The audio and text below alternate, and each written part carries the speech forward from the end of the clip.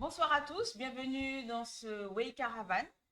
Merci pour votre présence hebdomadaire.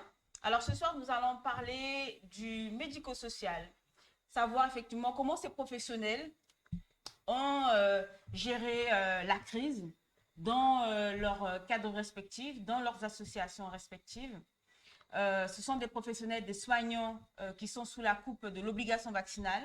Alors, ce soir, nous avons deux invités, donc Aurine Madeleine. Bonsoir. Bonsoir. Voilà, donc vous êtes de profession. Monitrice éducatrice. Voilà, donc quelle association? Groupe SOS. D'accord. Et vous, Mehdi? Oui, d'abord moi Mehdi, je suis aide médico-psychologique à l'association Apache Guyane. D'accord. Et aussi délégué syndical. Voilà. Alors, sans plus attendre, on va lancer le générique et puis après, c'est parti.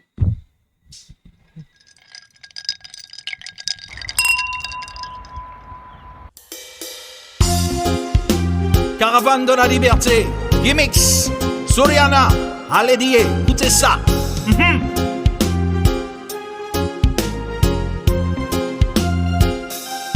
Allez dire, nous pas comment, allez dire, nous qui est toujours plus fort, allez dire.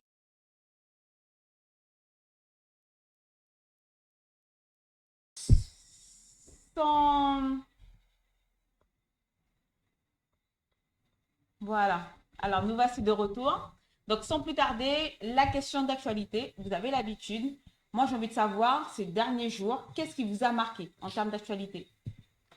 Alors, ce qui m'a marqué, moi, personnellement, c'est le fait qu'ils aient levé le couvre-feu et le confinement du dimanche, juste à cette période-là, alors que la Martinique et la Guadeloupe sont à feu et à sang.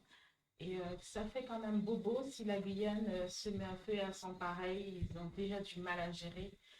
Et donc voilà, c'est ça plus particulièrement qui m'a touchée. Donc ça fait que les Guyanais vont rester gentils, calmes, ils sont contents parce qu'ils sont déconfinés, ils peuvent circuler le dimanche. Donc voilà, c'est plus ça qui m'a marqué. Vous trouvez que la stratégie du préfet a marché? Pour certains, oui.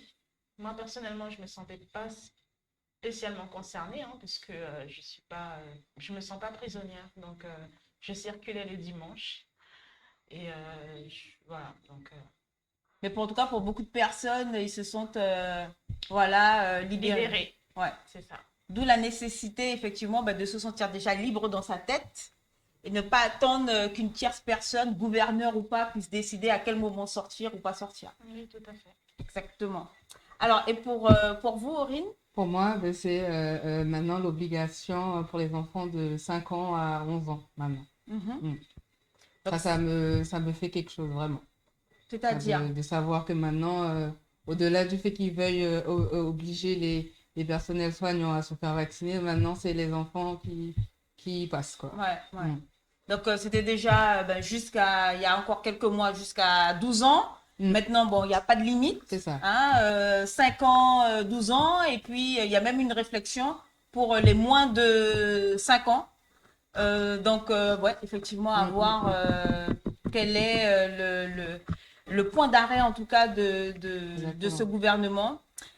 Qu'est-ce qui vous choque le plus, justement, dans cette dynamique, cette espèce de dynamique de folie, on va dire, où cette obligation-là vaccinale, à la base, c'était, on va en parler de toute façon tout à l'heure, pour les soignants. Donc vous êtes directement concerné par ça. Mais nos enfants, parce que nous sommes parents ou en situation de responsabilité éducative, on a tous des neveux, des nièces, des enfants. Qu'est-ce qui vous choque en tout cas le plus en tant qu'adulte, en tant que parent? Moi, je trouve que ça va trop loin, cette histoire de vaccination sur les enfants. Ils sont déjà plus... Ils sont plus forts déjà immunitairement. Donc, moi, ça me choque. Après, si je prends l'exemple de mes enfants au collège, qui sont obligés de se faire vacciner pour aller faire un stage. Le sport aussi. Ou voilà, les activités périscolaires. Moi, du coup, ça fait qu'ils ne font pas d'activité périscolaire parce que je suis contre cette idée de vacciner les enfants déjà de 12 ans à leur aller voir pour 5 ans. Mhm. C'est impensable, surréaliste. Effectivement.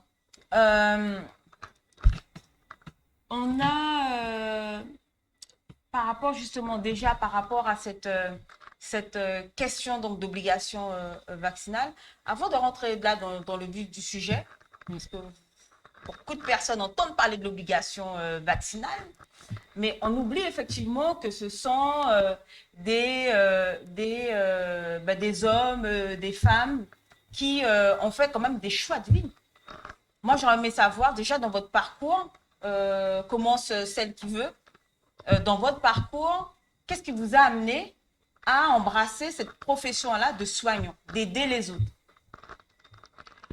Ben, c'est venu tout naturellement, hein, depuis le lycée, hein, j'avais choisi ce secteur d'activité-là.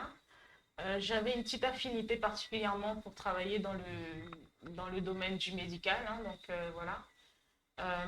Pourquoi, par exemple, AMP et pas infirmier? Parce que Donc, MP, c'est aide médico-psychologique. voilà.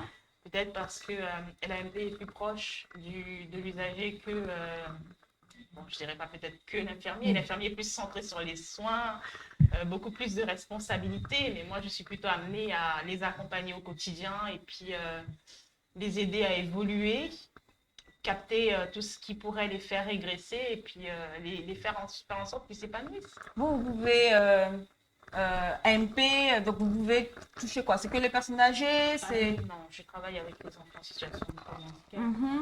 Mais oui, on est amené à travailler aussi bien que les personnes âgées, les adultes en situation de handicap et les jeunes enfants. D'accord. Ok. Donc, et vous avez fait cette formation-là quand? Où? Je l'ai faite à l'IRDTS en Guyane. D'accord. Parce qu'avant ça, en métropole, j'ai travaillé en EHPAD, mais en qualité d'assistante de vie. Donc, on essaie de grimper les échelons. Mhm. Ok. Et pour vous? Bah, moi, à la base, j'ai des diplômes de comptabilité, donc rien à voir vraiment avec ce que je fais, mais j'ai toujours été attirée par ben, ce qu'elle disait, la collègue, ben, aider les autres, se sentir, on va dire, utile, si on peut dire ça comme ça. Et donc, ben, moi aussi, j'ai été à l'IRDTS pour faire la formation de moniteur éducateur qui dure 2 ans, Mhm. qui n'est pas facile. Bien que on peut penser que ça l'est, mais c'est très Fallait dur. s'accrocher. Oui, c'est très D'accord. dur. Et vous avez passé cette formation-là quand? Il y a de ça maintenant 3 ans. Ok. Mm. Et vous, c'est 4 Il y a ans. 4 ans. Voilà. Donc, vous êtes quasiment dans le même, voilà, le même timing, hein. C'était, je pense, une décision, un choix de vie que de changer, d'évoluer pour vous, vous carrément de changer de secteur, d'activité. Donc, c'était pas anodin. Est-ce que vous auriez pensé que, en suivant cette formation et en travaillant là, que vous auriez été dans pareille situation? Alors là, pas Non, du pas tout. du tout. C'est même moi qui conseille à ma fille parce qu'elle veut être sapeur-pompier professionnel. Et elle sera donc soumise à cette obligation vaccinale. Et vu qu'elle veut faire ses stages dans le domaine du médical, ben, elle est un petit peu embêtée par rapport à ça. Mais non, on choisit toujours un métier où on sait qu'il y aura toujours des demandes, où on sait qu'on ne manquera pas et qu'on ne manquera pas de travailler. Et surtout, il faut faire ce qu'on aime. Donc, Voilà. Mhm. quand C'est on le ça. fait, eh ben, on y va et on sait pourquoi on y va. On sait parce qu'on aime ce qu'on fait quand même. Et alors, pareil, même question. Donc, je posais la question là par rapport au métier d'AMP. Mais moniteur éducateur, c'est quoi?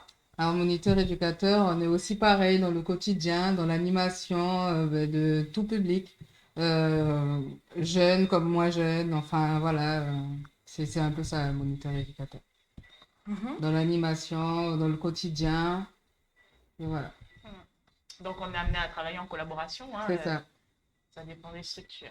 Et actuellement, dans la structure, là, vous travaillez dans le groupe, au sein du groupe SOS, il y a plusieurs branches, plusieurs établissements. Vous travaillez spécifiquement dans quel établissement et auprès de quel public? Le public que l'on accueille où je travaille, c'est les personnes en situation d'addiction, des toxicos, des toxicos ou des personnes en situation d'alcoolémie ou autre chose. Voilà. Mhm. Donc, public addict. C'est ça. Merci. Alors, moi, j'aurais aimé savoir, alors, parce que beaucoup de personnes peuvent se poser pareil la question. Vous êtes des intervenants sociaux, des travailleurs sociaux. Euh, Pourquoi, du coup, l'obligation vaccinale, puisque vous n'êtes pas ni médecin ou infirmière, pourquoi vous êtes soumis à cette obligation vaccinale? Est-ce que vous pouvez expliquer?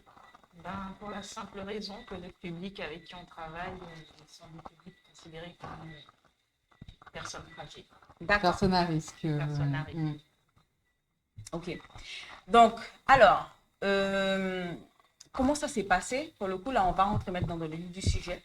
Il y a eu la loi, là, cette loi, déjà avant même la loi, déjà remontons à l'année dernière. Le Covid est arrivé, il y a eu le confinement. Vous avez continué à travailler C'est ça, comment, on était dans le feu de l'action, on a continué à travailler. Ouais. Et puis voilà, donc avec les gestes barrières, les protocoles déjà mis en place par rapport à ça étaient respectés parce que pendant tout ce temps, et je suppose dans votre établissement C'est ça. aussi, il n'y a pas eu de cas contact ni de cas Covid déclarés dans les structures. Il n'y en a jamais eu. Non. Chez nous, En non, tout cas, pas pareil. chez nous à la page. Voilà. Ok. Donc le protocole a été respecté. Donc jusqu'à maintenant, le protocole suit, mais avec en plus une contrainte qui est l'obligation vaccinale. Ok. Alors pour vous, alors par protocole, vous entendez quoi? Ben, Port du masque, port du masque, systématique. respect des gestes barrières, lavage des mains régulier. Mhm. Avec mon public, c'est difficile d'avoir une distance parce que je travaille avec des enfants, donc ils ont besoin d'un certain contact, mine de rien. Après, on avait les gels hydroalcooliques à portée de main. Donc voilà, Ok. je faisais attention. Ouais. Quand même, la direction, au bout même avant cette loi-là, quand même, la direction a comme constaté que les différents protocoles mis en place fonctionnaient. Oui, D'accord. oui. Alors, depuis la loi du 5 août, Mhm. il s'est passé quoi? Alors, Donc, même il rend effectivement, la vaccination obligatoire? voilà. Oui, alors on a eu des notes de service qui sont tombées, je dirais même avant quand même, fin juillet, on avait déjà une petite alerte. Et quand c'est tombé le 5 août, on a eu des notes de service disant que voilà,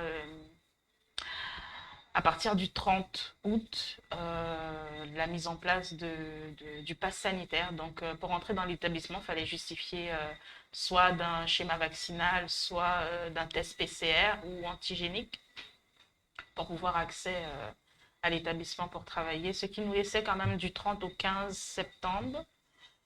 Du 30 août au 15 septembre, un petit délai de réflexion parce qu'à partir du 15 septembre, il y avait plus question des tests PCR. C'était soit le schéma vaccinal complet, soit la première dose, en plus d'un test PCR.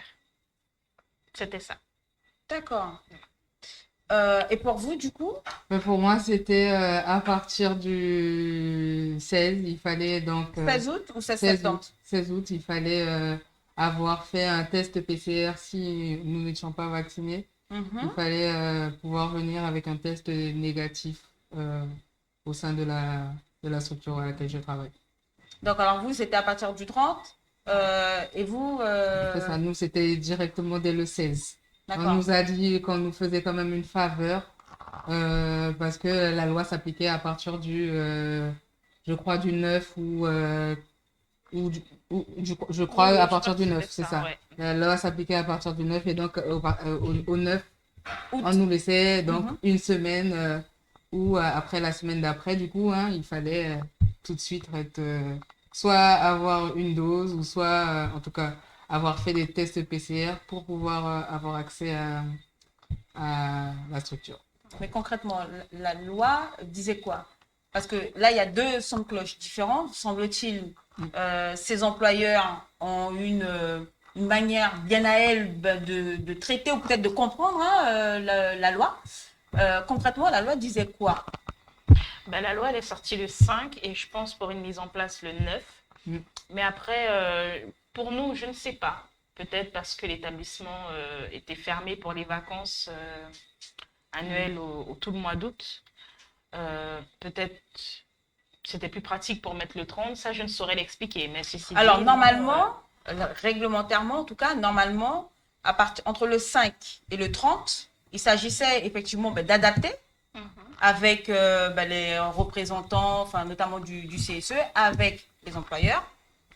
À partir du 1er au 15, il y avait un délai de réflexion, puisque vous êtes sous la coupe de l'obligation vaccinale. Et à partir donc du 15, possibilité de suspension. voilà. Est-ce qu'il y a eu des personnes, notamment, alors moi je comprends que chez vous, il y a eu des suspensions avant le 15 septembre. C'est ça. Nous, on a été quand même au moins 5 salariés à être suspendus à la semaine du 16, quoi. Enfin, dès la semaine du 16 août, exactement, on a eu des suspensions. Et D'accord. moi, je faisais partie des suspendus. Donc, soit un mois avant le délai légal. Le délai prévu, effectivement, puisque c'est à partir du 15 septembre. C'est ça. Voilà. Et donc, du coup, je suppose que vous l'avez contesté, signalé auprès de votre employeur. Qu'est-ce qui s'est passé? Pour revenir sur certaines choses, en fait, que la collègue disait, c'est que le protocole avait toujours été respecté, donc c'était une incompréhension des choses, hein. Enfin, on se dire que tout de suite comme ça appliquer quelque chose auquel on a compris que la loi c'était qu'à partir du 15 vraiment que on devait donc suspendre, etc. Sachant que on avait toujours respecté tout ce qui était protocole mis en place, pas de personnes, donc de résidents atteints ou Covid ou autre chose, hein.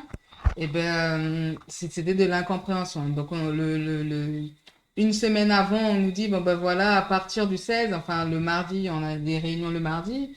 Le mardi en réunion, on nous dit pour le lundi d'après, il nous faudra donc rentrer avec un test PCR à la cité. À ce moment-là, nous étions quand même 5, je crois, à donc dire que non, si il faut que ça peut patienter quand même, pourquoi pas patienter? Et donc on refusait de venir parce que ça avait été comme ça pendant un an où on pouvait venir à la CT en sachant qu'on était malade. Si on sait qu'on est malade, on fait des tests, on ne vient pas bosser, hein, tout simplement. Et là, à ce moment-là, c'était il nous faut obligatoirement un test que vous deviez aller à la pharmacie pendant vos heures où vous ne travaillez pas. D'accord. Oui, pendant vos heures où vous ne travaillez pas pour venir avec un test négatif au travail. C'était ça. Donc nous, clairement, on avait tous fait des tests pour venir. Seulement, on leur a dit de nous faire C'était confiance. remboursé par... donc, même si c'était sur votre temps de travail, vous avez acheté, ok. Vous avez fourni les factures, ça a été remboursé par l'employeur? Non, pas du tout. D'accord. Non, on y allait de notre plein... Enfin, on y allait nous-mêmes et on payait nous-mêmes, hein, s'il fallait donc payer. Et donc, on a refusé quand même de montrer, parce que on était là, hein, c'est qu'il fallait montrer justement une preuve ou avoir patte blanche. Et donc, nous, on avait tous fait des tests, mais on refusait de montrer. On te dit qu'on est négatif, et donc il faudrait nous croire quand même sur parole. On ne pourrait pas mettre un résident en danger, parce que quand même... c'est des personnes qui sont fragiles et on sait que du coup, on ne sait pas comment ces personnes-là pourraient réagir. Donc, de la même façon que vous avez toujours été responsable d'un point de vue professionnel, notamment pendant le pic de la crise. Donc là, il n'y avait rien effectivement qui vous aurait amené aujourd'hui à mentir et à mettre les usagers en danger. C'est ça, exactement. Donc voilà, donc après avoir refusé donc de ne pas montrer les tests négatif, parce que tous en étaient partis, on a tous reçu un courrier. D'abord un appel nous disant si on avait fait les tests, et si oui, de le lui envoyer, ce qu'on a refusé. À partir du moment qu'on a refusé, elle nous demandait de quitter le travail. Chacun de nous aurait dit qu'il fallait un document qui nous dise de quitter le travail à ce moment-là. Bien sûr. Et c'est ce qui a été fait. Elle nous a envoyé, en tout cas moi pour ma part, elle me l'a envoyé par mail. C'était donc la lettre de suspension. Voilà, Ouais. Voilà. Dans un délai qui n'était pas du tout faut croire. voilà, légal. Mm. Il y a alors, une internaute, donc c'est Livia Fernand, qui dit: vous auriez dû manifester de suite. On ne fait pas du chantage vaccinal pour travailler. Vous en pensez quoi? Est-ce que vous avez manifesté de suite? Est-ce que vous avez réagi? C'est comme ça que je comprends la chose. Tout à fait. Nous, au sein dans le secteur de la page, on a pu faire on a déposé un préavis de grève parce qu'on sait que ça allait être mis en place le 30 août. Donc, on a déposé un préavis de grève le 25 parce qu'il faut respecter les 5 jours légaux de préavis, ce qui laissait l'employeur 5 jours pour nous convoquer et savoir à la rigueur le pourquoi et qu'est-ce qu'il mettait en place pour y remédier. Et au 30 août, on a commencé un mouvement de grève, ouais. Justement par rapport à cette obligation vaccinale. Ouais. D'accord. Donc, au moins, la réponse, effectivement, est claire. Donc, vous avez réagi, de toute façon, de suite, avant même le 15 septembre, puisque les choses arrivaient et il y avait manifestement déjà des pressions au sein même de vos associations. Donc, vous avez effectivement réagi de suite. Est-ce que vous êtes toujours en grève? On est toujours en grève. Donc, en termes de mois, pour que les gens puissent bien entendre et comprendre, vous êtes en grève depuis le 30 août. Depuis le 30 août. Et aujourd'hui, nous sommes le 5... voilà. Donc, ça fait effectivement des mois. Vraiment, il faut que les personnes puissent l'entendre, le comprendre. Lorsque vous êtes en grève, vous avez votre maintien de salaire? Non. Voilà. Donc, les dames, ça fait comme des mois que ces personnes, donc ce ne sont pas vous-même, vous représentez effectivement, les voilà, grévistes, oui. voilà, n'ont pas de salaire, Non. clairement. De votre côté, comment vous avez réagi face à cette pression? Justement, enfin, après avoir été suspendu, on a une réunion, un entretien avec notre direction 3 jours après. Bon, là, à ce moment-là, c'est a priori bien respecté où c'était suite. Après 3 jours, il fallait être reçu par la direction, ce qui a été fait. Et où chacun de nous, parce qu'on était quand même, du coup, je crois, 5 à refuser de montrer les tests, mais venir clean quand même et faire les tests, hein, quand même venir hors de son temps de travail, faire des tests, venir négatif et te dire, voilà, je suis négatif. Et on a été reçus. Et le lundi, juste après, on reprenait le travail parce que certaines choses avaient été mises en place, qui auraient pu être mises en place depuis le 16 où on nous demandait donc finalement d'avoir des tests auxquels nous, il fallait qu'on se déplace, aller à quelconque pharmacie en fait, hein, c'était ça, hein, aller à quelconque pharmacie, faire un test, revenir avec un test négatif pour pouvoir embaucher. À ce moment-là, les tests pouvaient se faire du coup sur place. D'accord. Voilà.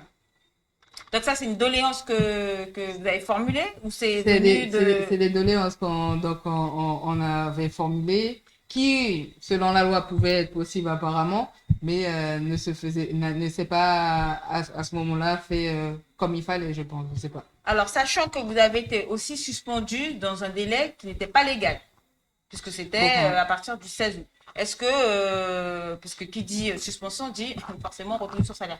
Est-ce que vous avez été, les mois suivants, les semaines suivantes, été payés sur ces jours-là de suspension? Alors, on avait aussi vu avec donc notre directrice,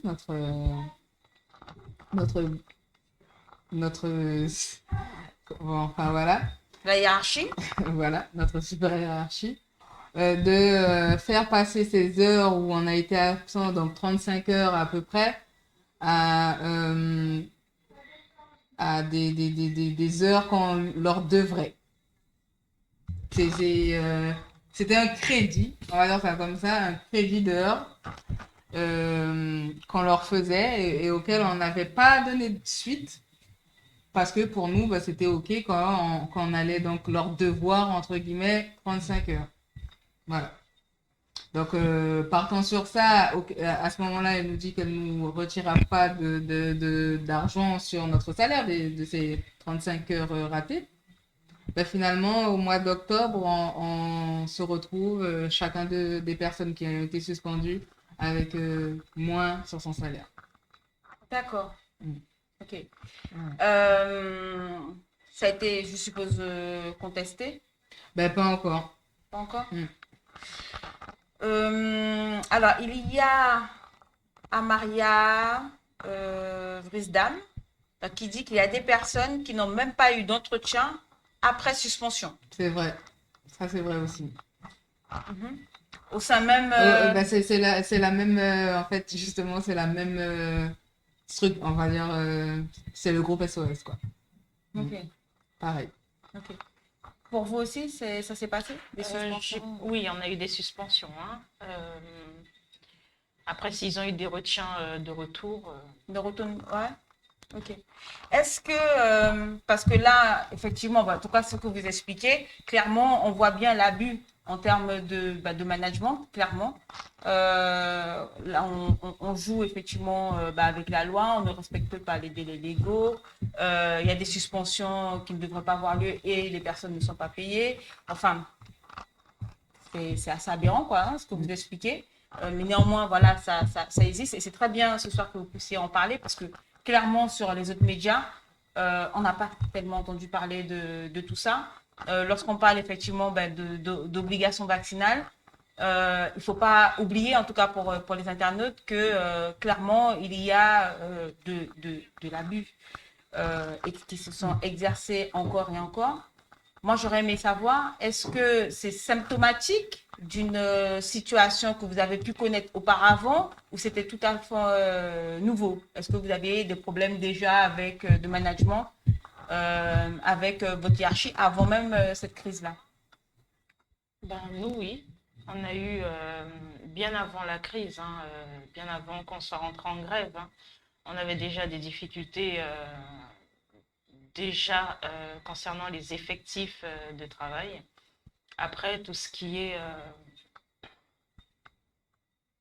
logistique, je dirais, les appareils pour... Les équipements? Voilà, Ouais. les équipements. Et nous, on a mis un... Quand on a déposé le préavis, on a aussi déposé un cahier de revendication où on reprend tout ce qui n'allait pas dans l'association, dans Donc le l'entreprise. 30 août, vous avez repris ça aussi? On a remis le cahier de revendication début septembre. D'accord. Voilà. Mais voilà, ça reprenait les difficultés qu'il y avait déjà auparavant. Ok. Voilà. Justement, parce que vous expliquez que donc ça fait des mois que vous êtes en grève, est-ce que, et là on parle effectivement aussi de votre responsabilité en tant que professionnel, qu'est-ce que vous avez mis en place pour assurer la continuité de service?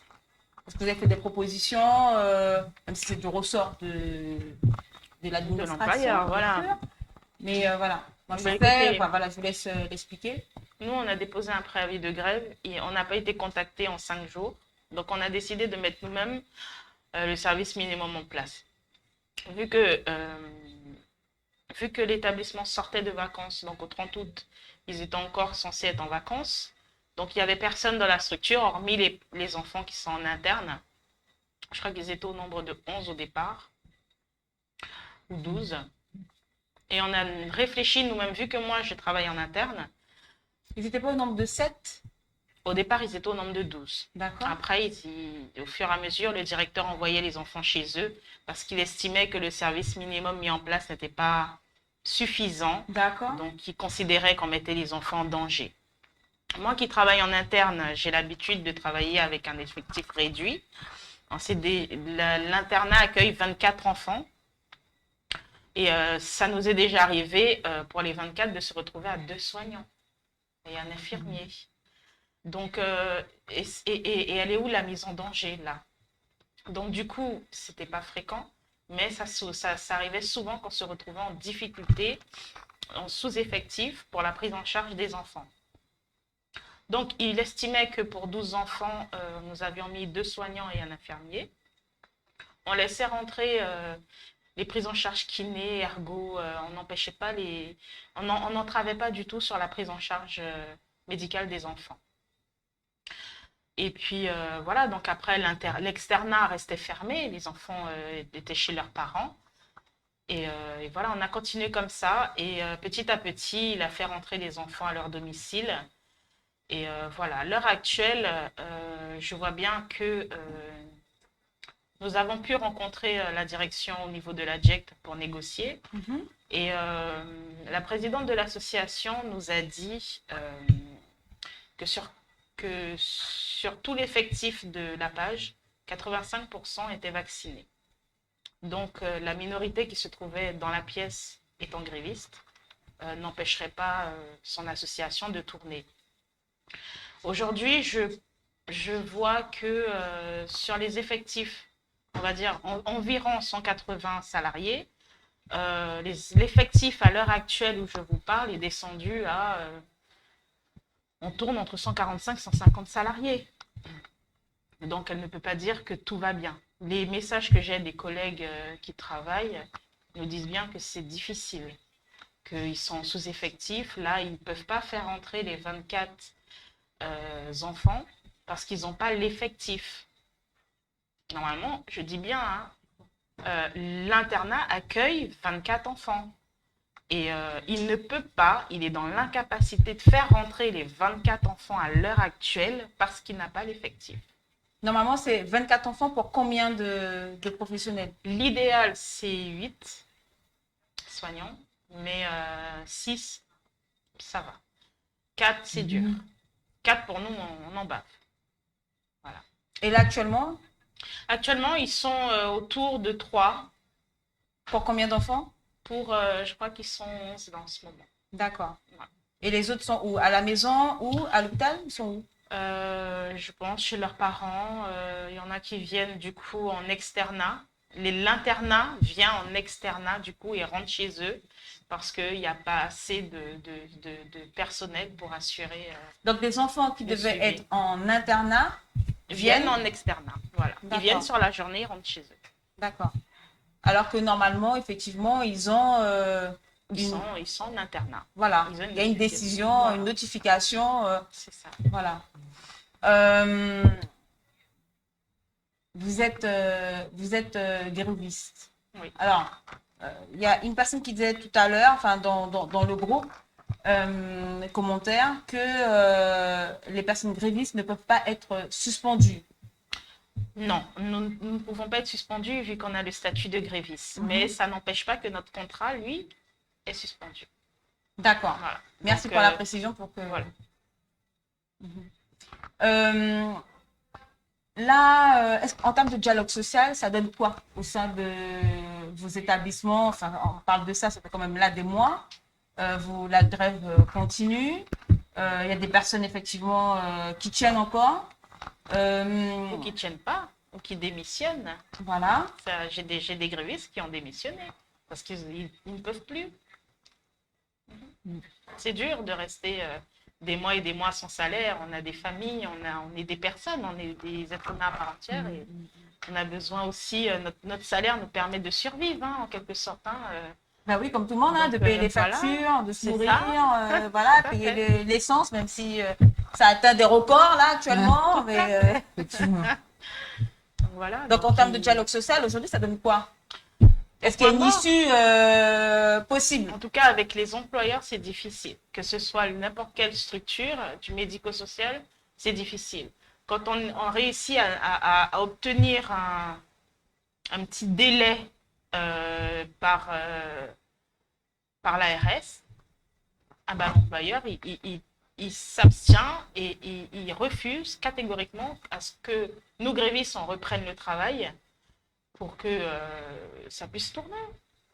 On Comment pour avait- vous empêcher de reprendre le travail? Parce qu'il estime que moi, c'est de la bouche de mon employeur. Hein, Madame Debord est qui pour déroger à la loi? Qui elle est pour déroger à la loi? Donc non. Si elle nous autorise à reprendre le travail et sur 2 mois, par exemple, ou un mois. Nous, on avait négocié à l'époque, il y a un mois, jusqu'au 15 décembre, euh, de travailler avec un test PCR toutes les 72 heures. Et qu'au 15 décembre, on a un schéma vaccinal complet. Il a refusé.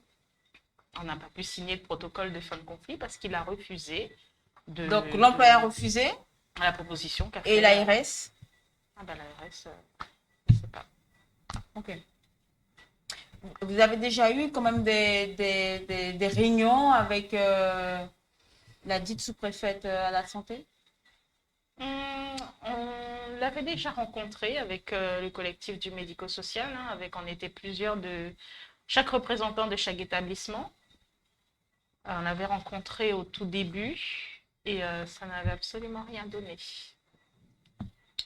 Elle restait catégoriquement sur ses positions. C'est-à-dire, la loi est la loi? La loi, c'est la loi. La loi, c'est la loi. Voilà. C'est un langage visiblement de sourds. Et vous, Mais justement? pour moi, c'est pareil. Enfin, on a fait des revendications, mais nous, enfin, chacun de leur côté, on savait pas, on avait un peu peur. Enfin, c'est tout nouveau pour nous. Où, ben, ce qu'on a pu faire, c'était se mettre en arrêt, hein, toutes les personnes qui pouvaient, c'était ça. C'était, entre guillemets, se mettre en arrêt, ce que tout le monde a pu faire. Pour ma chance ou ma mauvaise chance, j'ai eu la Covid, donc je pouvais donc reprendre mon travail, donc j'ai pu reprendre. Certains sont encore en arrêt. Bien pour... Continue. désolé. Du coup, enfin voilà, il y en a qui sont encore en arrêt, d'autres comme moi, où on a pu reprendre parce que on a un laissez-passer de 6 mois, on va dire. Et voilà.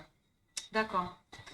Et la loi, c'est la loi parce qu'on a pu faire quand même un courrier à notre grand directeur de France où, ben pareil, quand il nous a reçus, il nous a dit qu'il pouvait pas faire grand-chose pour nous, quoi. Si ce n'est que nous faire des demandes de rupture conventionnelle et lui essayer de les soutenir au maximum.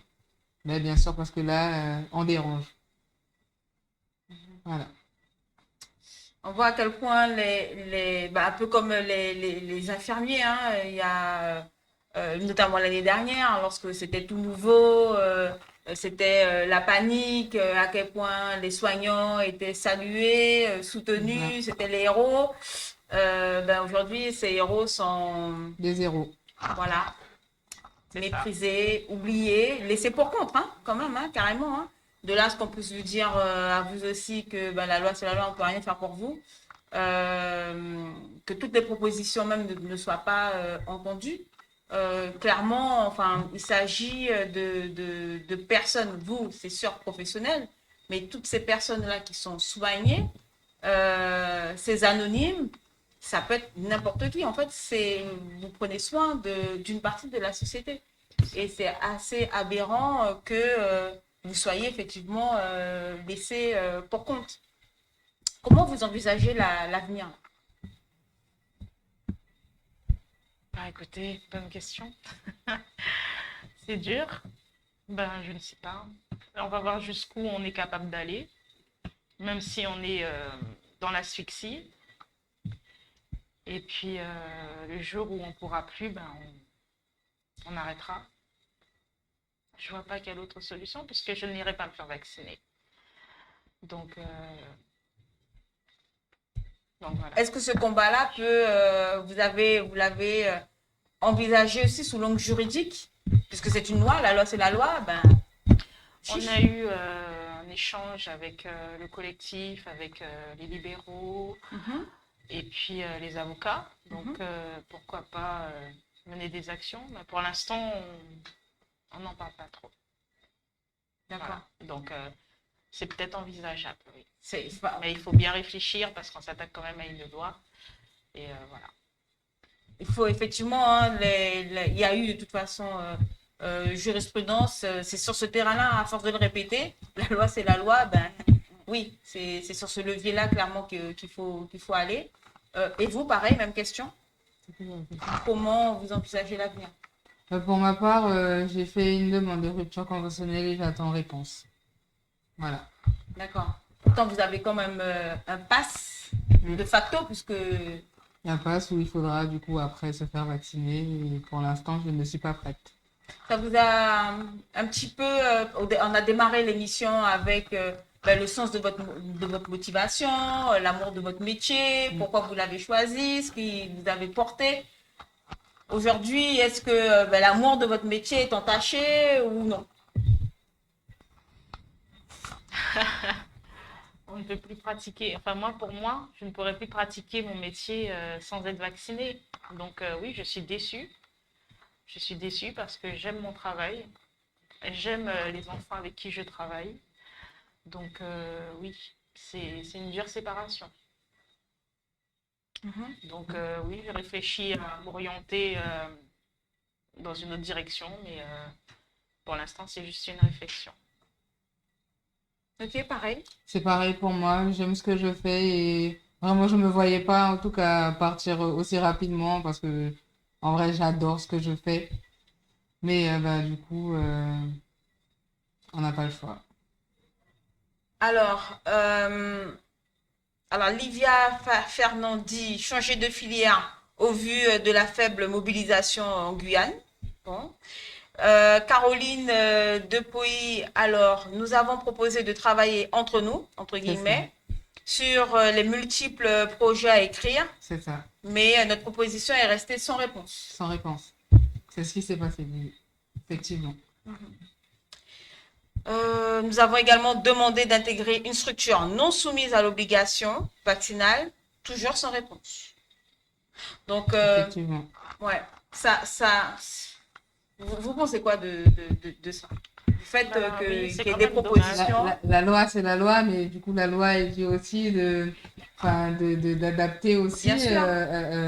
Et qu'on De trouver pouvait des solutions. qu'on pouvait nous proposer des solutions, et du coup, ça n'a pas été fait. Au classement, enfin, Pour nous, c'est impossible, tout simplement parce que c'est tout notre établissement, tous les différents services qui sont soumis. est-ce que Même dans la votre cas, secrétaire dans son bureau est soumise à l'obligation vaccinale. d'accord, c'est une soignante, du coup. Je taquine, mais c'est en considérant que voilà. Vous, en l'occurrence, vous auriez pu, parce que dans le groupe SES, il y a plusieurs types d'établissements. Il y a des structures médico-sociales, sociales, soumises à l'obligation, non soumises. Sur quel motif? Alors, la personne dit comme qu'il n'y a pas eu de réponse. Mais sous quel motif, selon vous, ils sont restés c'est un déficit de place Enfin, les réponses ont été que nous, on devrait de notre côté, parce que au travail, on peut avoir la possibilité de voir quelle structure qui demande quel poste. Et à ce moment-là, nous, on doit de notre côté, en fait, tout faire. Et juste eux, ils feront, ils diront, bon, oui, enfin, de leur côté, oui, on peut l'accepter, elle, ou pas. Mais en tout cas, la ça tête du s'arrêtait. client. En tout cas, de notre côté, c'était ça, hein. C'était que nous, on devait tout faire. Et eux, pas, en tout cas, de leur côté, ne rien gérer. Enfin, ça se faisait pas de direction en direction, selon les dires du directeur. Ça se faisait, du coup, à nous de faire, enfin, de refaire une demande d'emploi, quoi. Oui, c'est ça. D'accord. Parce que la structure où l'on est, c'est pas du tout la même que SOS, par exemple, jeunesse. C'est même Et gros. c'est même pas, oui, mais c'est pas la même, c'est pas la même convention, déjà. Donc, c'est tout un tralala, enfin, quelque chose qu'on nous a raconté, Oui. qui fait on pourrait pas comme ça. Et donc, voilà. À partir D'accord. de ce moment-là, on doit faire une note enfin, on doit démissionner aussi, au pire, on démissionne et on cherche du travail ou on fait autre chose. On vous l'a formulé? Un peu comme ça. Je grossis un peu les choses, mais c'était ça. Donc, je comprends pourquoi, effectivement, même un petit peu ce désamour, en fait, par rapport à votre activité, parce que tout est mis en place pour justement, comme vous ne rentrez pas dans Dans les cases. voilà, vous dégoûter pour que vous puissiez partir. Et pourtant, le chômage est criant. Les professionnels diplômés, il n'y en a pas comme ça. Justement, chaque année, l'IRDTS est sommé d'accueillir plus d'étudiants parce qu'il n'y a pas suffisamment de professionnels dans vos secteurs d'activité. Il y a même des personnes qui vont se former ailleurs pour venir travailler ici, puisque le quota est restreint.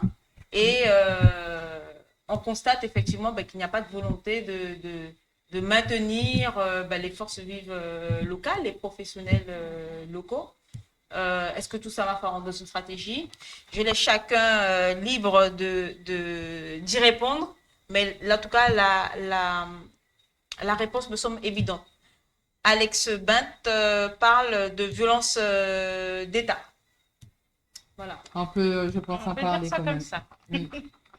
Parce que c'est quand même dommage de voir que les établissements sont en souffrance pour un manque de soignants, de personnel. un manque de personnel, et que on continue à suspendre à cause de cette obligation vaccinale, contre le fait que malgré tout, on en a quand même besoin, et que derrière, on n'arrive pas à recruter.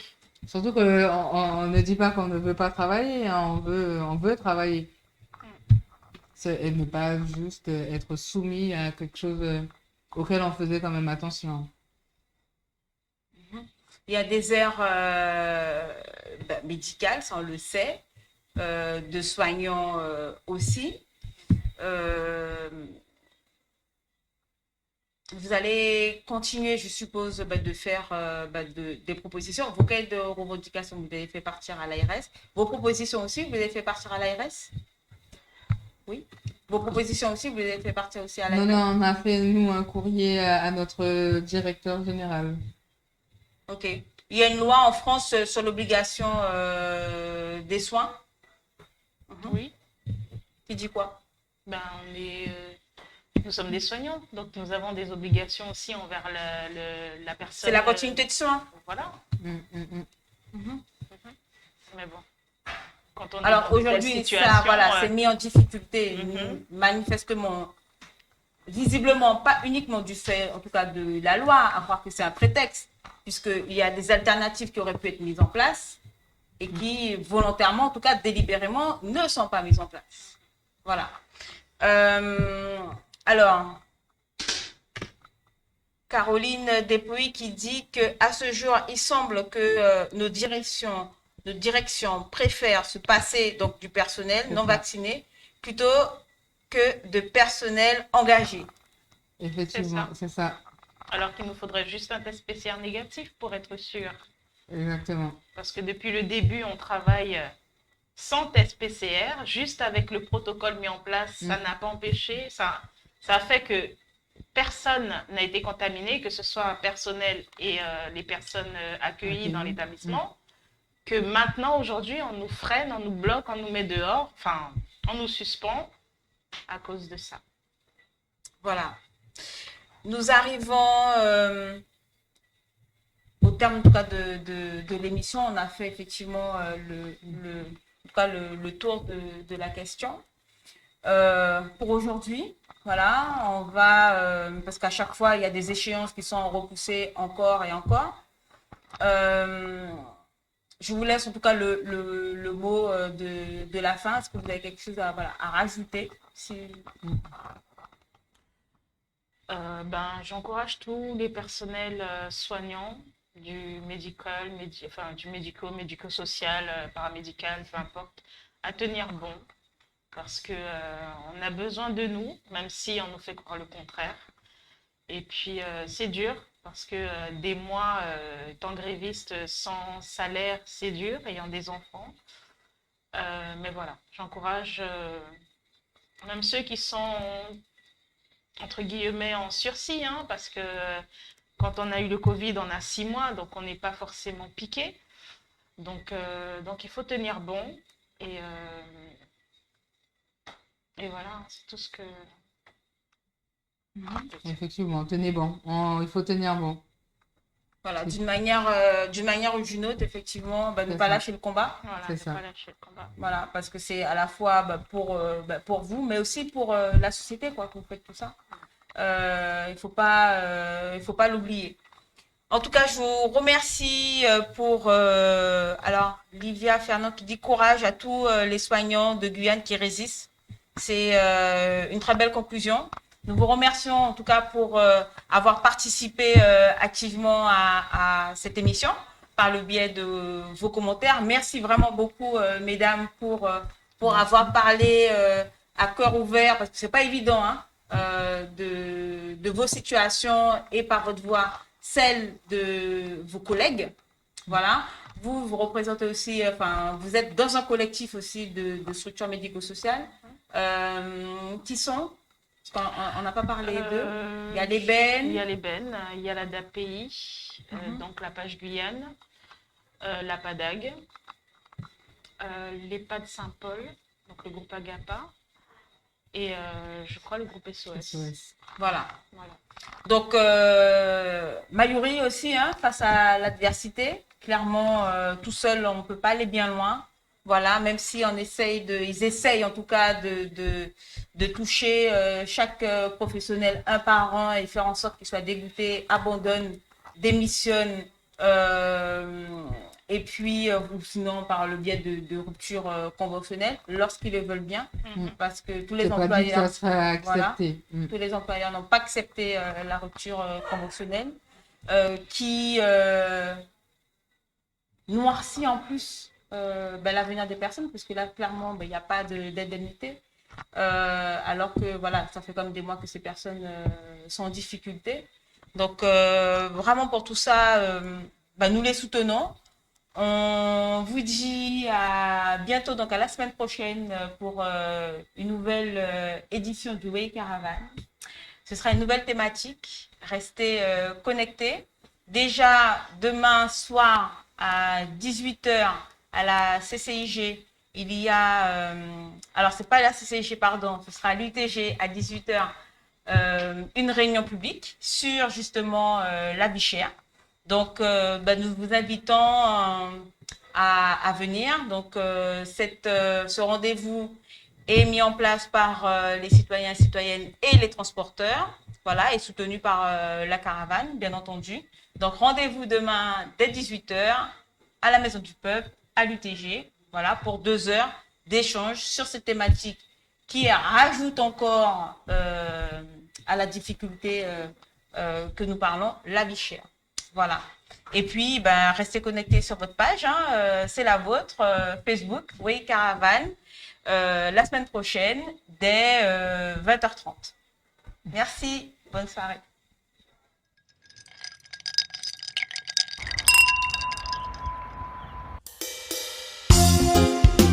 Caravane de la liberté, Gimmicks, Soriana, allez dire, écoutez ça.